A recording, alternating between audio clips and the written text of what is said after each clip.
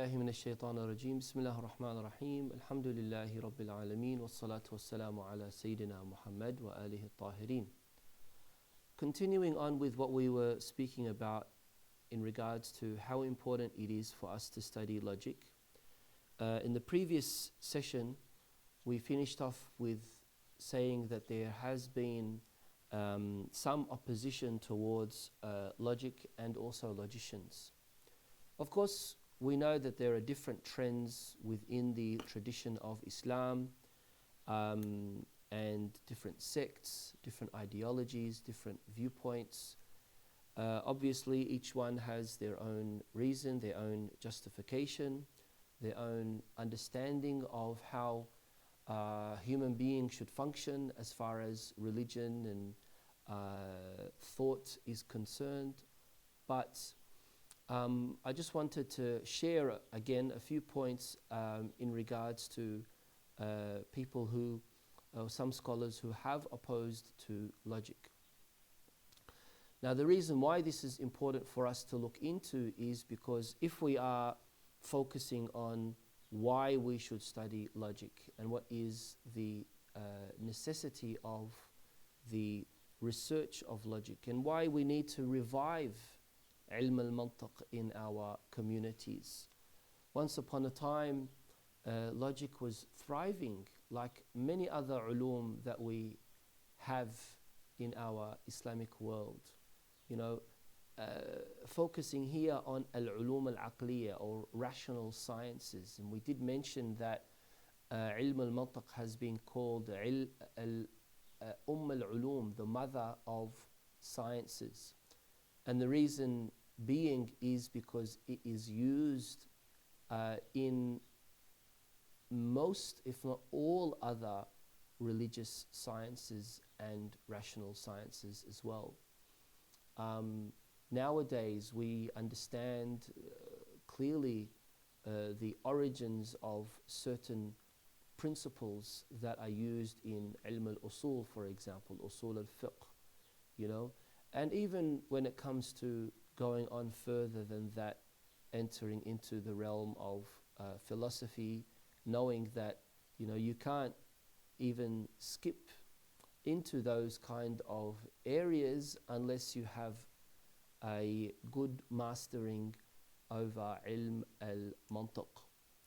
So when we understand that logic is this important and is as clear as can be as far as its necessity for having a better thought process or a better way of critical thinking and all these other good things, good points that we mentioned in the previous session.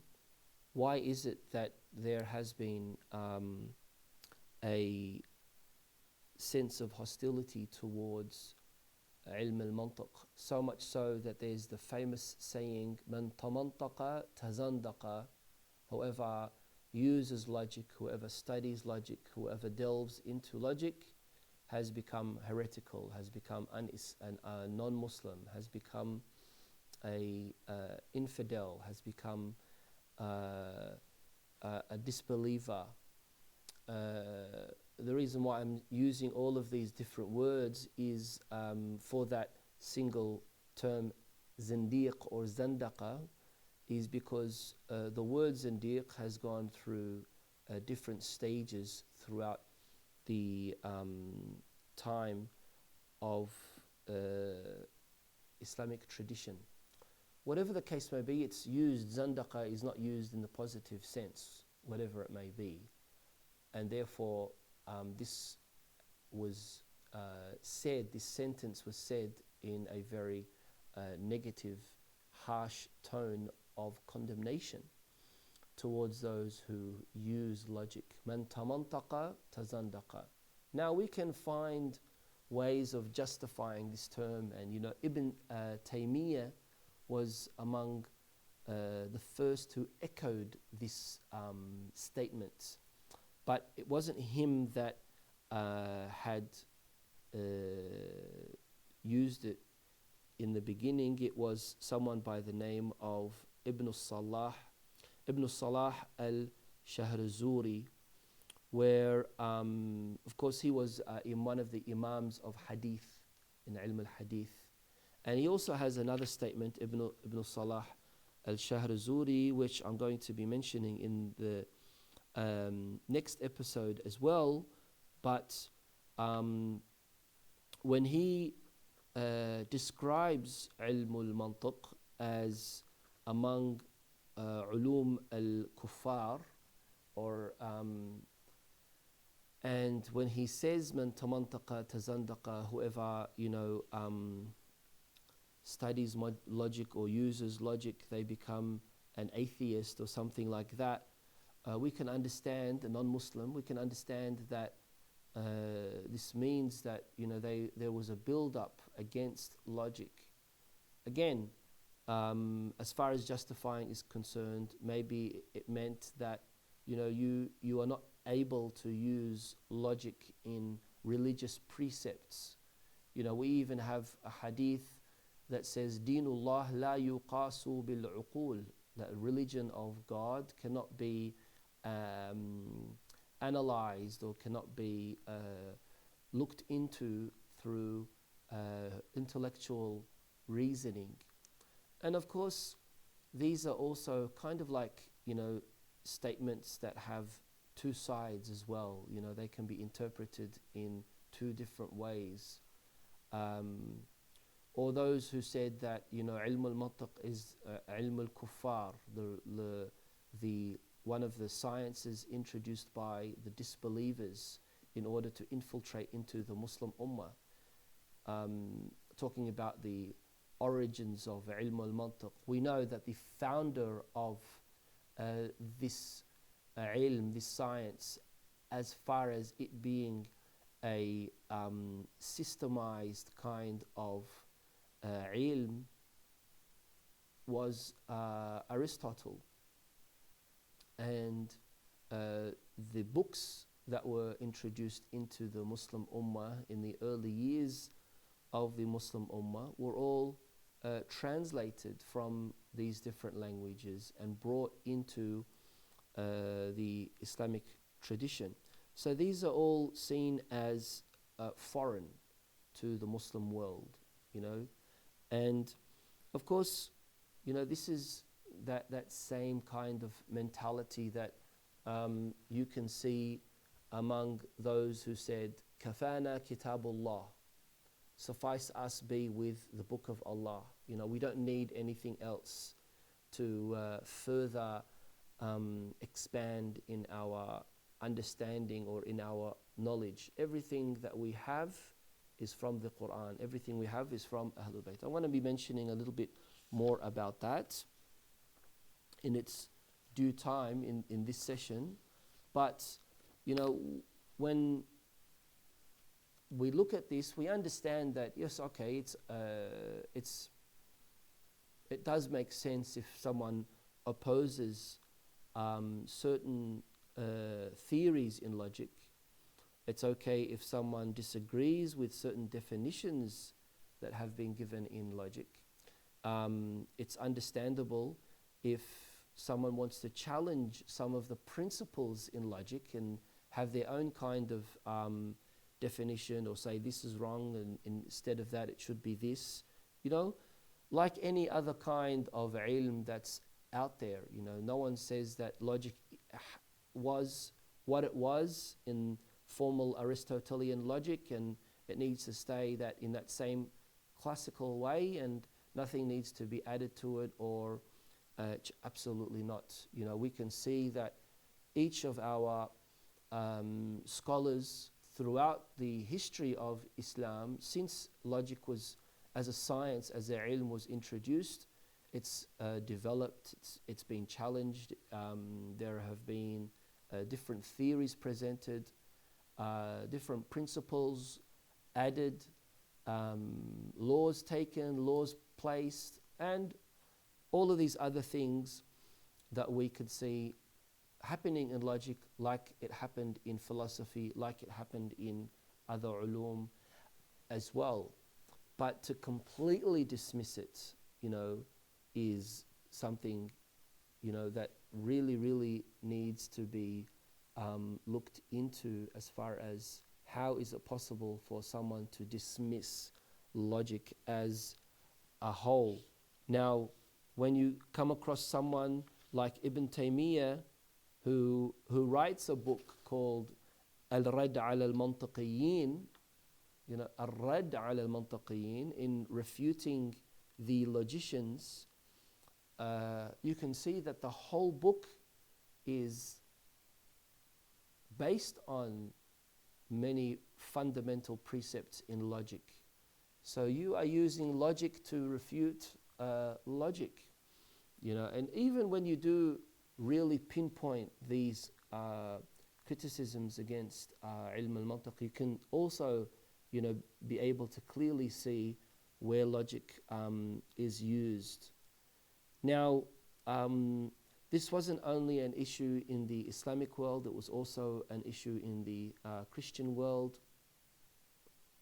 Not talking about fideism alone, where reason or the rational was rejected altogether, but as a whole, these kind of ulum. So, coming back to the issue of rejection or opposing of logic, there are different reasons as to why some ulama have opposed logic as a science. And of course they would say, in order for you to be someone who thinks properly or thinks critical, it doesn't necessarily mean that you need to study logic as a science. And so they would say that, being sensible doesn't mean that you need to go through ilm al-mantiq and the process of studying ilm al-mantiq. So some said that logic is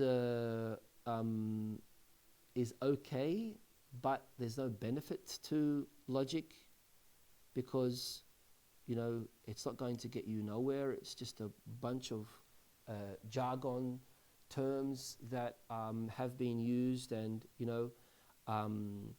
as far as its timing is concerned, it's outdated. It came in a time where certain theories have been proven to be rejected, and therefore we keep it studying it as an ancient science and not something relevant for our society today. Some have said that, well, anything to do with that rational side, will suppress your spiritual connection with God, and love is what triggers your relationship with Allah subhanahu wa ta'ala, and love is based in your emotional side of the heart. So becoming rational means that you are going to be very rigid, and you won't be able to excel in any way.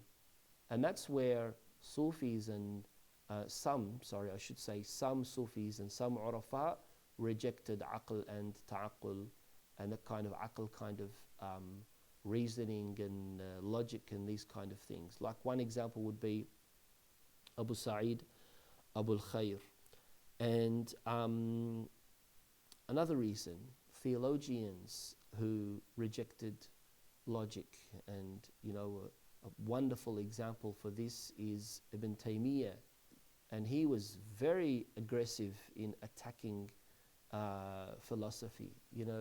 Al-Ghazali also attacked philosophy based on the issues that he spoke about in Tahafut al-Falasifa, the incoherence of the philosophers. But Ibn Taymiyyah was even more aggressive, as far as him echoing that statement of man tamantaqa tazandaqa, and him writing that book that we mentioned, في الرد على المنطقيين, a refutation against the logicians.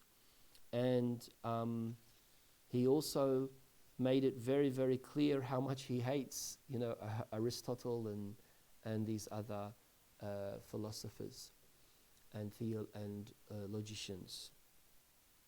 Then we have the religious approach. Ibn Taymiyyah also used that religious approach as well, but you have those who took the purely religious approach, and they were Ahlul Hadith, for example. They, in the Shia world, you can see that there are certain statements from the Akhbaris, like Mullah Muhammad Amin al-Astar Abadi. He said, okay, well, there might be a use for logic, but there's no benefit for it. There's no benefit for philosophy. And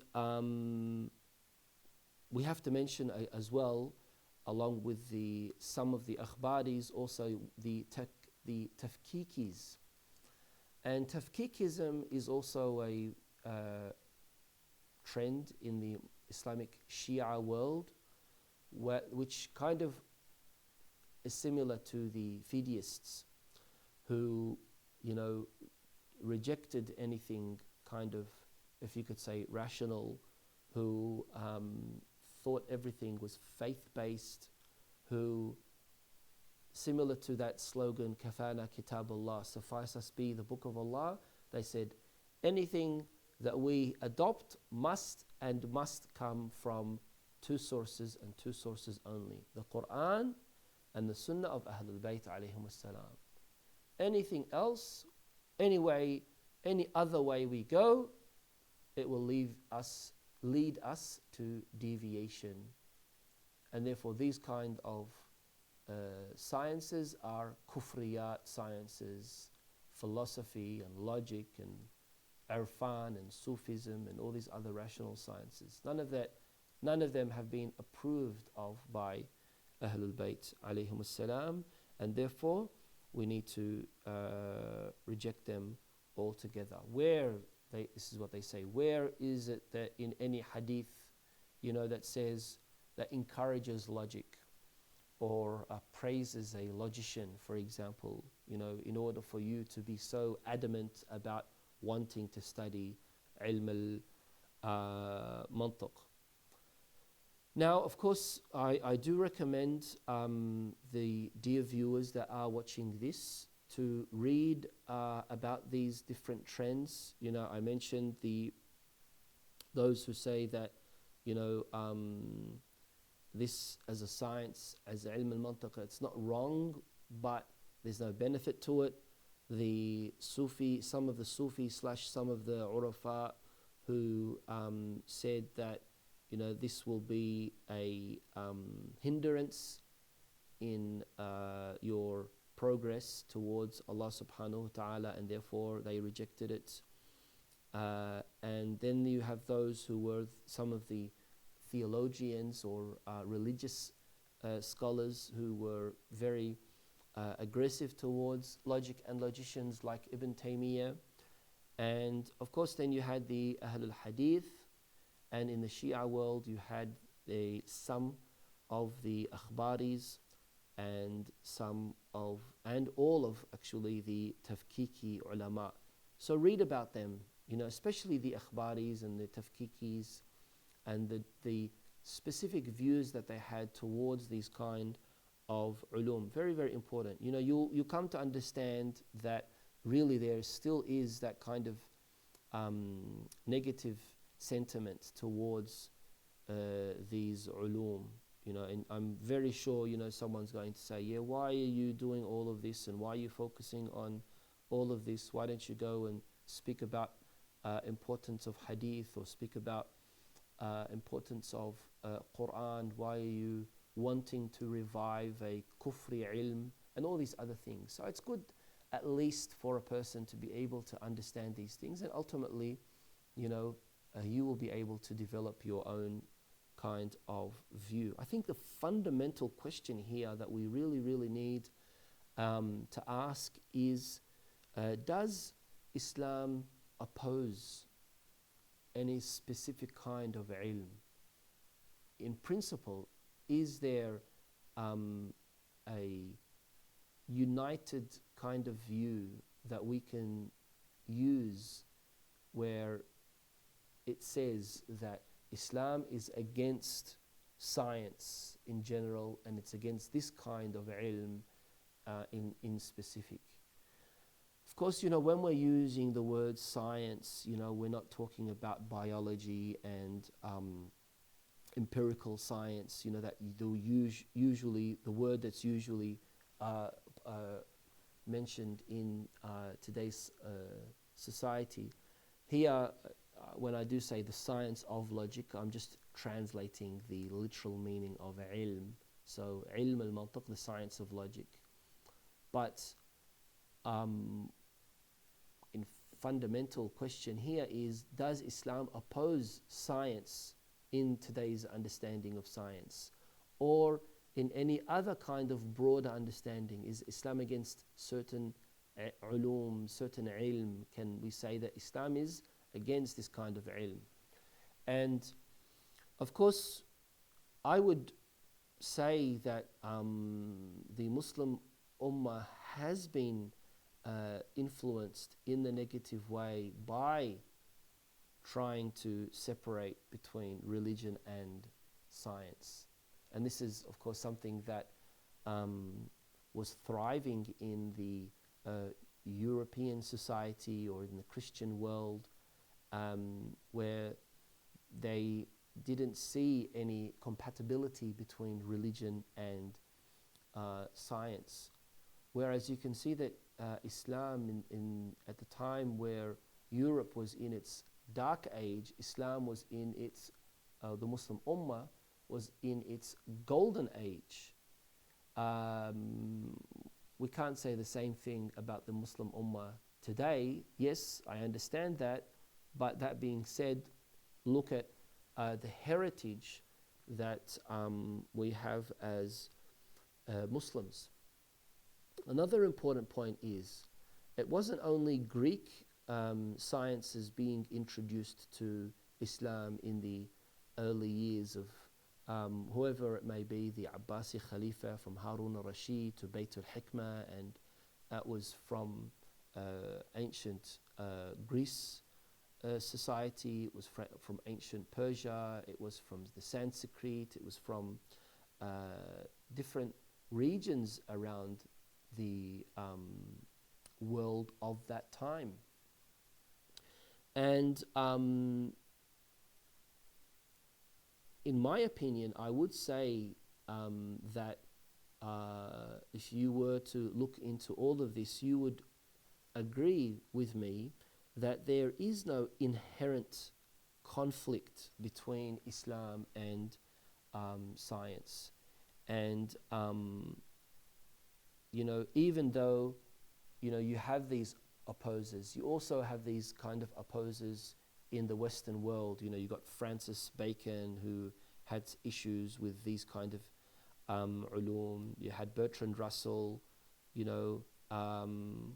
and even though they might have their own arguments, it pretty much sums up one of the reasons as to why ilm al-mantiq has kind of like, especially the traditional Aristotelian formal logic, has kind of died down in today's modern world, mainly because they kind of like saw that these ancient theories are not applicable to today's society. Now, when we mentioned Abu Salah al-Halabi al-Shahrazuri and his statement of man tamantaqa tazandaqa, according to my reading about who was it that said this, and of course tracing back this statement to him, he's also said, وَأَمَّا الْمَنْطِقِ فَهُوَ مَدْخَلٌ لِلْفَلْسَفَةِ, or وَأَمَّا الْمَنْطِقِ فَهُوَ مَدْخَلُ الْفَلْسَفَةِ وَمَدْخَلُ الشَّرْ شَرْ. And as for the science of logic, it is an introductory to the science of philosophy. And an introductory to evil is evil. So anything that is a preliminary to evil is also going to be evil as well. So madkhalu shar, shar. You know, if mantiq is madkhal lil falsafa, if logic is a tool that is used to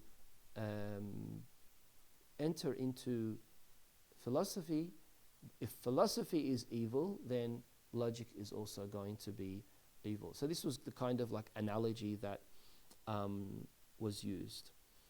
Going to stop here, so I'll be able to start up